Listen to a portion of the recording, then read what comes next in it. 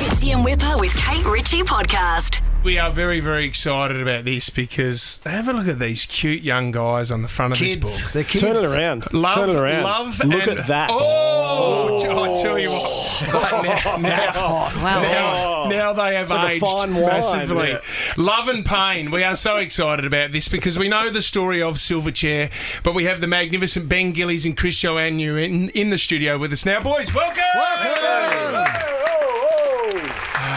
I mean, where do you start and where do you end when you decide to put a book together like this? Does the story go from, I mean, you lived in the same street. Does the story go from the first day we met? Yeah. It kind of does. Yeah, my first nappy. You were breastfeeding from the same mum? Yeah, shared. We shared. We shared boobs. We shared mums. No, but I guess, I've got some really fond memories of literally being about probably 4, riding our bikes in the street. Amazing. Our street used to flood all the time. Yeah. So you'd be, they're really quite vivid memories of very early days. Were you the jocks in school? Were you the weird blokes at school? What were you boys at school?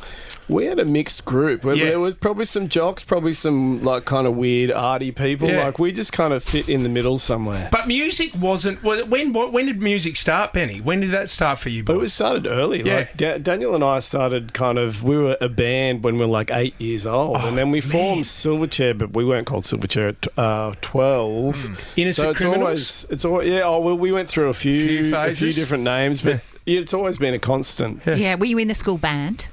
I was in the school band. And what did you play? Drums. I know, but like I don't know. I mean, I'm not a musician, obviously, but like, is it something that you progressed to, or were you the annoying kid in the street that had the drum kit? Oh yeah, of course. Yeah. I was definitely making a lot of noise on the street, but Chris started elsewhere. Well, I was saxophone and then trumpet. Did you? Real, like, sexy school sax band. man, you know? In the Silverchair? Had no idea what I was doing. In the Silverchair era, did you ever put your hand up for saxophone at some stage? Did you ever say? No. Should have. Look, or the opportunity just never really presented itself. Right? No, it wasn't a lot of put it room for away. saxophone. I The would have pain loved part to, of the book is Chris trying to break the saxophone into Silverchair. Horrendous. I would have loved to have seen Chris come down in front of stage and do a bit of a Yeah, that would have been sexy amazing. sax man. Like a Kenny G Yeah, kind of. totally. It's been the highlight of the show. Can we? All right, I want to go to big questions because the success and the rise was so quick, and you were so young. So you guys were your first big support in the US was Red Hot Chili Peppers, Madison Square Gardens. Yep. Yeah, it was a whole. Well, that was probably a highlight show on that tour, but it was a whole tour, and then we caught up with them like a lot of times after that. We did did do through a few Europe. shows with them. Were yeah, they the best support? What was the best as young kids? What was the band that looked after you the most? Can you remember? They were pretty generous with their time. Yeah, and even they were. Yeah, they were just really accommodating, and I think they could appreciate that we were just young kids Having out a on go. the road. Who else did you support back in those days? Like, I mean, you were doing your own tours as well at that young, but were you supporting some big bands? I remember one show in Germany that was pretty crazy. I think it had Kiss, Beck, David Bowie. Wow. All on the same bill. And like And how we were old are on you? the bill. We were probably I don't know. 17, 18? It was like our first time in South America was Sex Pistols, Cypress Hill, and someone. And Yeah, we've played with. I mean, what up, Blur? We did a couple of shows with Blur on festivals. So backstage, are you hanging with these guys? Because you had your parents there, and I know they were travelling around with you. But are you hanging with the bands, or are they? I mean, everyone's kind of got their camp, right? You just hang out with your people. But we've been talking a lot about, like, it's your reality. So that was just our normal, You'd walk around and you'd see all these bands that you know, and you'd be like, yeah, g'day, mate. Yep, there's Damon no album problem. There he is. Blur Yeah, hey, yep. good day. Yep. Were you ever starstruck then? Did you ever meet anybody that you thought, oh my God, I can't believe I'm in the same room as that person? with James Brown for you. Like, Oh, wow. Yeah, that wasn't on tour. That was set up. Yeah, you got. There's a great photo of you and James Brown. Yeah. So I called our manager and I said, look, if there's anyone I want to meet, it's James Brown. Can you hook it up? And a publicist in Sydney, Rena Ferris, she was doing the show. Yeah. And and hooked it all up, and my lip was quivering like a little fan, like I was freaking out. Did you get to see him live, Benny, a couple of times? Yeah, that night. He was great. Oh man, he was awesome. On stage, he's incredible. Man, unbelievable. I mean, you talk about being starstruck, but was there anyone that you had to be introduced to? I mean, obviously you listened to music and you were influenced by it, and the people that were in that world already. But was there anyone that that they had to introduce and say, and these guys are actually quite a big deal? So you know what I mean? Like, if you want, for the progression of career, these guys are important to know, or these guys or girls. Oh well. Or you knew everyone. Well, I think it's that Australian thing. Is like, hey mate, everyone, you can pretend. Hey mate, yeah. Was Courtney Love chasing Daniel around the big day out backstage, saying, where's that young man that looks like my husband? I think that's been blown out of proportion. Has that been blown out of proportion? Yeah. Because that's what the first time I saw Silverchair was the 1995 Big Day Out. Do you remember that? Because you played on a smaller stage. And this is where you exploded. Yeah. And because they were on the smaller stage, not everyone in the Big Day Out could get to the stage, Kate. So people were climbing roofs and trees. It was actually quite dangerous. Oh, yeah. People were hanging from rafters just to see the gig because not everyone could get into the smaller stage to see you boys. Yeah, the old skate stage. Yeah, there's some incredible photos of that time, and it's pretty wild, and it was just crazy. Yeah. Are there regrets when you look back on it? I mean, obviously things are fractured with Daniel now, and are there moments where you think, oh, we could have done that differently, or we should have avoided it, and there'd be a different outcome now, possibly? Or yeah, of course, hindsight and a bit of age and maybe a little sprinkling of wisdom. Just a little. Yeah, of course. But look, communication is probably one thing that we could have been a hell of a lot better at. But we were guys from Newcastle, and you're supposed to be bulletproof, and you don't talk about your feelings. Right. Yeah. Can I just say, your Australian story was unbelievable. And Benny, you got emotional during. There was a moment where you said, "I hate this shit," but you also said, "This is the good stuff, though. This is the stuff that we need to talk about." Yeah. Did you guys watch the Parkway Drive Australian story? Yes. So this was one of Australia's biggest bands from Byron Bay, and I didn't know. No, I don't think a majority of the fans knew that they were going through some rough times as well. And they let the cameras in and follow them, and they went to therapy together, which was like Metallica's documentary as well, Some Kind of Monster. And they all sat down and spoke about their time in the band, and it was full on, Kate, because they were opening up, going, "Well, you were a real prick to me during this stage." So is that where doing it publicly? Yeah. Doing it publicly. I just want to go back to what you were saying, Ben, about talking about what was your reality, because I'm just not saying by any stretch of the imagination that I'm anything like you guys, but you often asked, like, what was it like to be this, or what was it like to grow up on the telly, or what was it like to be thrust into the spotlight, such young men on this kind of world stage. But you always seem to go back to the fact, well, we didn't really know. You know different. Like, this is actually just normal. This was normal, so it's hard to answer questions about what you regret or what you don't. But what I do want to ask is, if you could kind of go back and wipe the slate completely clean and almost not delete Silverchair, but have just stayed as the boys from Newcastle who went to school and then maybe went to uni and went on and had families, like, would you opt for that? I think there's good question. I think there's definitely elements in our lives that are still those blokes. And if you just put the band aside for a minute, like, I think our parents worked really hard at trying to keep a very normal life. Just the same experiences as old mate Johnny next door, finishing school, doing everything that you would have. So I think we still encapsulated that, I guess, spirit of growing up in a very sort of normal life. My dad was a dry cleaner, Ben's dad was a plumber, Dan's dad was a fruiter, so it was very it was simple living. But you boys have always had your feet grounded. That's what I love. I think that's what a lot of the appeal is. And that's what I love about you. And it's wherever you go, and I've been to bands and music festivals with you, but you've always kept your feet grounded. Like, and Newcastle life for you means so much to you as well. Yeah.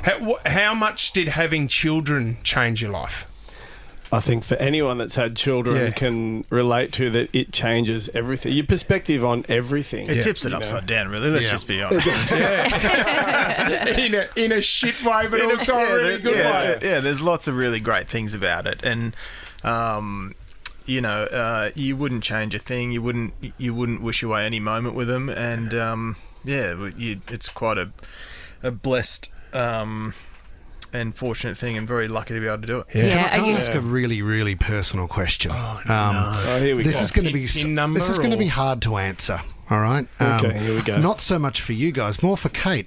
Kate, your reality. I'd love your reality of the story. This is an interview of.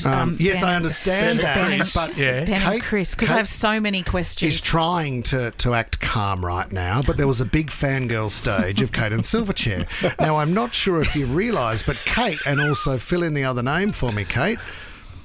They wrote a letter to Isla Fisher. They wrote a letter to you guys to see if you would like to come as their date to the Logies. Really? Oh, we never got the letter. Sensational. Also, I mean, if this happened to be true and you had received the letter, you would have come with me and Because we Isla. read them all. We read them all. Yeah, that must have got lost in the mail. Kate and Isla Fisher are still waiting for a reply. I actually told Whipper that story in the office when I knew we were going to have you guys in there, because I'm not sure how old are you boys? Now you know he's the one that'll always leak a secret. Oh, yeah. It was just a test. Exactly. I feel as though we're around the same age. So I'm going to put my hands up and say it's so nice to have you in the studio, and you were the first band, because let's be honest, Kate Ritchie was never cool, and is certainly not cool I now. thought Kate Ritchie was cool. there you go. We just walked the set of Home and Away. We did. Yeah. What do you mean? Oh, you were up at Redfern, were you? We tried to do a little cameo. They wouldn't let us. And you were on the morning show with Larry and Kylie, and did you know who was on? There was someone in your era as well that was on just after you. Peter Andre. Oh, yes. Peter Andre. Did you write to Peter Andre? No, I didn't write to Peter Andre, but listening to Silverchair for me was like, I listened to pop music, and so all of a sudden, listening to Silverchair made me really cool. So thank you for dobbing me in, Whipper. But Logies 2024, if Kate's going along, you don't mind if she... If you're free. Chris and I can flank. Yeah, we'll flank. We'll do a double date. Yeah. Wasn't that also... That was also... John Watson, he ended up being your manager and managing you. That was one of their... You didn't go on Dolly magazines or anything like that. You didn't do any of those interviews. They didn't want to see you as, the next teeny bop sort of rock stars. You stayed away from all of that, didn't you? Yeah, look, I think we're really fortunate, and it's now looking back on a lot of, having a bit of time and in hindsight, just how lucky we were at the people we had around us and the care that they took in our journey to sort of, I guess... let us be who we were. And I mean, even when we were looking for a manager in the early days, it was just one of those things like, we just really like that John guy. Because he's a lad. Do it. Yeah. And we're just forever grateful. Yeah. Benny, you're still on the drums quite a bit, and if you follow Ben on Instagram, you can see Benny on there. But do you still pick up the bass, Chris, or not as much anymore? Not a great deal. No. A little bit. Are the kids interested? Yeah, Odie, our daughter, she's quite musical, and she doesn't mind it. Yeah. Can I just go back to the book quickly? Obviously, the title being Love and Pain, and I know I've heard you talk about leaning in to the love, and that's kind of what you want this to be about. And it's not just about it's not just about the band, but it's the lead up and your friendship. But of course, I'm going to focus on the other, like like when you look back, where do you find the most kind of unresolved pain around it? I would say it's just the messiness and around the breakup of the band, and just the lack of communication between the three of us is hard to kind of swallow, and just not really having any closure. And because it was up in the air for so long, and I guess that was one of the reasons for doing the book, and we make that really clear at the start, is like, hopefully this book will give us that closure that we've wanted for so long. And but we wanted to acknowledge those tough times and the challenges along the way. But have you tried to sit down, the three of you? No. But see, do you know, can I just say, there's a relationship between you two, and Ben, you talk about this in the book. You said some horrible things to Chris, and that relationship broke down. Yeah. I love how you guys have now mended that. That's the hardest thing to do, was that first time to reach out, Benny, to Chris and say, mate, it's more than this. We need to, you were my best mate growing up. Well, a lot of that had to do with alcoholism. Yep. I was struggling with, being an alcoholic. Yep. So, and I did some, and I'm sure a lot of people can relate to this as well, that you do stupid things when you drink. Yep. And I said some horrible things to my best friend, and it was on me, and I had to try and do my best to repair that relationship. And it's all, those important relationships, you need to nurture them. So, it was important to do that. Is there also a part where you reach in your life where it feels as though everyone else around you wants to resolve this thing because they have this romantic notion of what Silverchair was, but sometimes for yourself, maybe you don't... Yeah, do you don't necessarily... No, it's not that you don't want it, it's that you don't need resolution anymore to move forward. Yeah, I think there's definitely... You do want it though, don't you? And just accepting it for what it is. Yeah, and that's okay. Yeah. You know what I mean? Yeah, that was definitely something I took from the book, because it was such a big part of our lives, and just sort of having it, switch off. And it did take me a long time to just be at ease with it, really, essentially, and that's okay. Yeah. If it is what it is. Yeah. Do you know one thing that's still very clear to me after all of these years? Here we go. Here we go. Are you All right. Is that you really missed out going to the Logies and back this is where I put my arm around Chris, but Ben's still got good hair, hasn't he? Like, it's unbelievable. Ben's hair is still unbelievable. I was a shaved head girl, so I was Chris team all the way. But Chris had amazing long hair when he was younger too. Yeah, for a minute. I know we're probably going to have to let you guys go in a second, but I've been speaking to our, the people who are in charge up the hallway, and of course we're going to be playing some Silverchair today, and we've thrown around a few tracks, and I put my hand up and I said, well, we absolutely need to play Pure Massacre. and they're going, I don't know if it's very Nova, so maybe we could play around with it on air. But if you two can now tell the people here at Nova why we should be pressing play on Pure Massacre right now, I'd be so happy. Press play on Pure Massacre right now. Love and Pain is out at any good bookstore. You can get it right now. The epic times and crooked lines of life inside and outside Silverchair. Ben and Chris, we love you boys. Thank you so much for opening up in this book. Go get the book, Pure Massacre. Let's get into it. Let's get it for the picture section. Thanks, guys. Thank you. Thanks, guys. Fitzy and Whipper with Kate Ritchie is a Nova podcast. For more great comedy shows like this, head to novapodcast.com.au.